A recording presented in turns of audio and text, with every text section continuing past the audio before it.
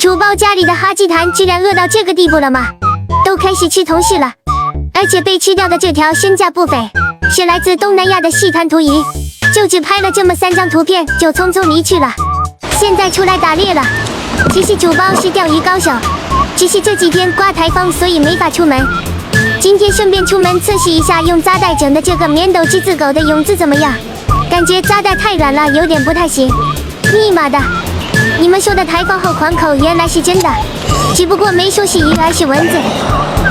这几天河边的钓鱼老少了，主包一来，这些蚊子就像是看到了广东菜一般扑了过来，而且水面上杂物非常多，感觉不太适合玩水面戏。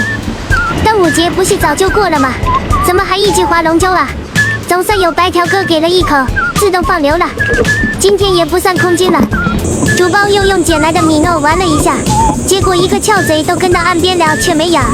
虽然主包今天只钓到并放流了一个白条，但主包还是满载而归了，收获了几十只蚊子。毕竟主包开头也说过了，自己是出去打猎的，我可从来没说自己是去钓鱼的。打到了几十只猎物，难道不能算报复吗？做我的小鱼也太幸福了吧！由于主包都只在这一块喂食，他们为了争夺这块宝地，开始哈气了。不过没事，今天蚊子管饱。其实主包是开玩笑的，今天还捉了一些石纹鱼、罗非鱼，冰箱里也冻着很多大罗非呢。看看这大胃袋，指定饿不到它们。